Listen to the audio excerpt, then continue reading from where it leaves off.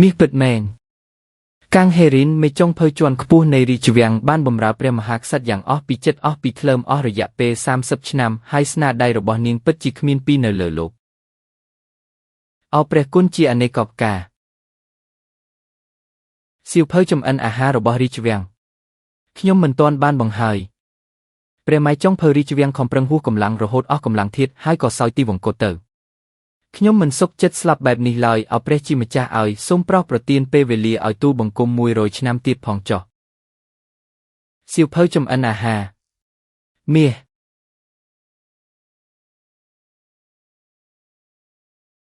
តើទីនេះជាលោកខាងមុខមែនទេហេតុអ្វីបានជាសម្លៀកបំពាក់នេះប្លែកម្ល៉េះ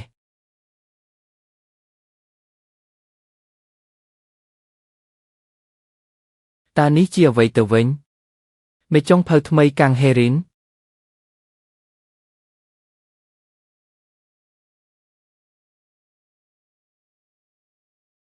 សូម្បីតែសាច់ជ្រូកឆាក៏ធ្វើមិនកើតដែរមនុស្សដែលគ្មានសមត្ថភាពដូចជានាងគ្មានសិទ្ធិឈានជើងចូលក្នុងផ្ទះបាយរបស់យើងទេចេញទៅនាងត្រូវបានបណ្ដេញចេញហើយ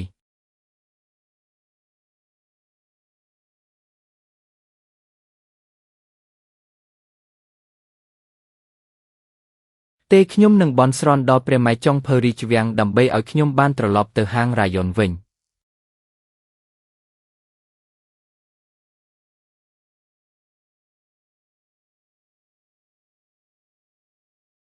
ខ្ញុំមិនទាន់បានបន់ស្រន់ដល់ព្រះម៉ៃចុងភើរាជវាំងផងខ្ញុំមិនអាចស្លាប់បែបនេះឡើយពិតជាអញ្ចឹងមែនតើកុំបារម្ភអីកាំងហេរីនផ្ទៃមេឃបានខ្ជិលរាងកាយនាងដើម្បីឲ្យខ្ញុំរស់ឡើងវិញដូច្នេះខ្ញុំនឹងជួយនាងឲ្យក្លាយជាមេចុងភើដ៏ល្បីល្បាញបំផុតលើលោកដើម្បីសងសឹកពួកហាងរាយ៉ុនទាំងនោះវិញ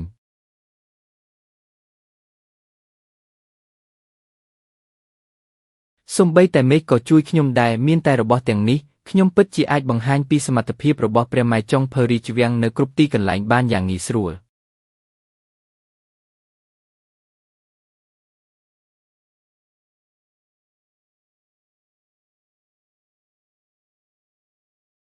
តើមនុស្សទាំងនេះគឺជានរណាហើយទីនេះគឺជាកន្លែងណាទេចុះរូបនោះហេតុអ្វីបានជាដូចខ្ញុំម្ល៉េះព្រះនាងសូរ៉ាស៊ីនសូមយាងមកក្នុងសុបិនរបស់ខ្ញុំផងតើអ្វីជាចំណុចខ្វះខាតចុងក្រោយនៃសុបនេះសូមមេត្តាជួយណែនាំខ្ញុំផងព្រះនាងសូរ៉ាស៊ីនទោះបីជាក្នុងសុបិនក៏ដោយក៏ខ្ញុំចង់ទទួលបានការបង្រៀននៅជំនាញកាំបិតដ៏ល្បីល្បាញរបស់ព្រះនាងដែរព្រះនាងសូរ៉ាស៊ីនសូមប្រោសប្រទានប្រាជ្ញាញាណដល់នាងខ្ញុំផងលើកនេះនាងខ្ញុំត្រូវតែទទួលបានផ្លាទីនឲ្យខានតែបាន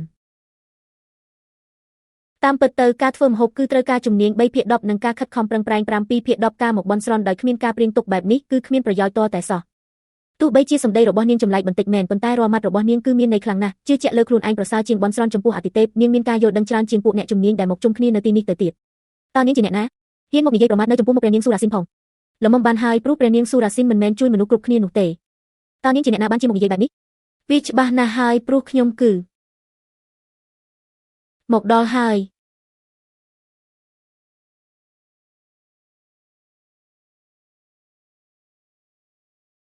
លោកលីបែងចូលប្រធានសមាគមអាហារកូរ៉េលោកហែនយ៉ងវូប្រធានក្រុមហ៊ុន Hus Group និងលោកមេចុងភៅខឹមយ៉េវ៉ុនដែលជាអ្នកជំនាញធ្វើម្ហូបលំដាប់ប្រទេសកូរ៉េកំពុងតែយាងចូលមកហើយមុខពួកគេមើលទៅស្រដៀងគ្នាណាស់ព្រះអាយវ៉ូជនល្បីក្នុងវិស័យម្ហូបអាហារកូរ៉េសុទ្ធតែនៅទីនេះទាំងអស់តើពួកគេពិតជាអស្ចារ្យខ្លាំងណាស់មែនទេគ្រាន់តែសម្ដីមួយម៉ាត់របស់ពួកគាត់អាចធ្វើឲ្យហាងអាហារមួយល្បីល្បាញឬក៏ត្រូវបិទទ្វារភ្លាមបានអូចឹងហីចុះហេតុអ្វីបានជាពួកគេមកទីនេះប្រកាសជាមកសំពះលោកម្ចាស់ក្ត្រីនៃព្រះរាជដំណាក់ហើយព្រោះតែព្រះនាងទើបពួកគេអាចមានថ្ងៃនេះ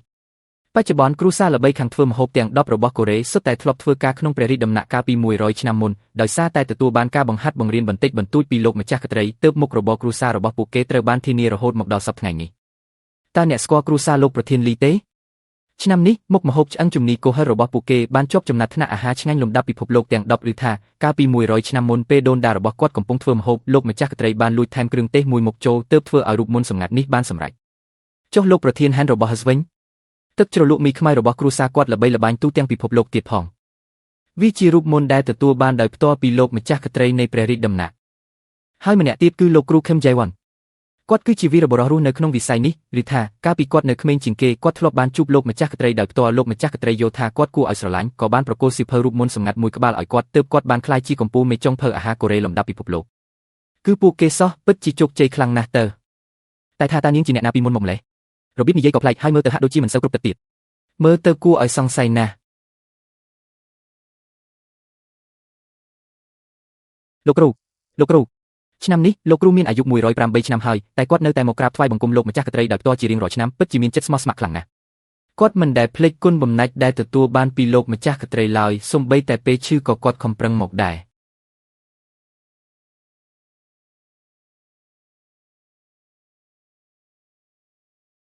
ឯងនៅក្មេងសោះតែមានការតាំងចិត្តខ្លាំងណាស់គួរឲ្យស្រឡាញ់ណាស់ចូលទទួលយកសៀវភៅរូបមន្តនេះទៅឥឡូវវាជារបស់ឯងហើយ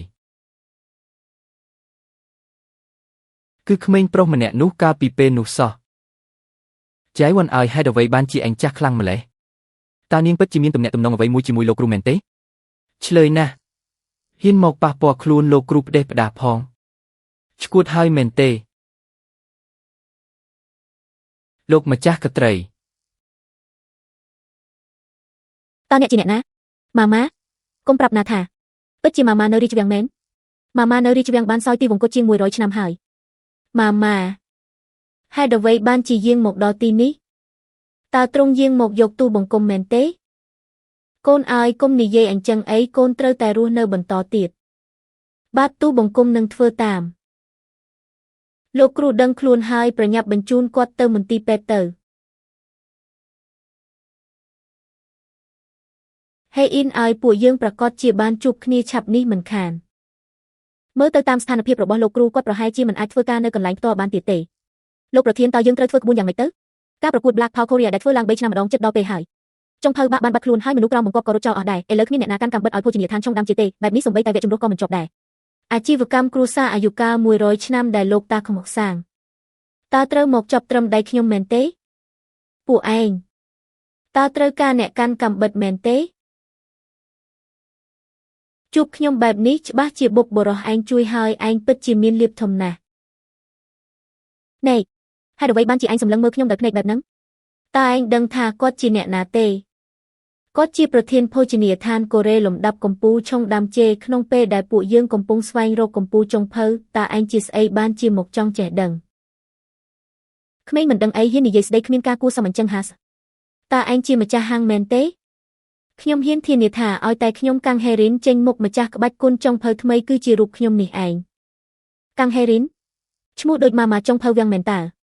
គិតថាពួកយើងជាមនុស្សល្ងងមែនទេនៅលើប៉ាន់ឈ្មោះសរសេរយ៉ាងច្បាស់ថាចុងភៅថ្មីកាំងហេរីនតើអានឹងជាងារពិសេសរបស់ខ្ញុំទេកុំខ្វល់ច្រើនអីទោះបីជានិយាយស្ដីចម្លែកបន្តិចប៉ុន្តែកែវភ្នែកពិតជាមានការតាំងចិត្តខ្លាំងណាស់ម្យ៉ាងទៀតនាងហាក់ដូចជាមានទំនាក់ទំនងមិនធម្មតាជាមួយលោកគ្រូទៀតផងប្រហែលជាសូមស្វាគមន៍មកកាន់ឆុងដាំជេលោកប្រធានឈួតហើយមែនទេ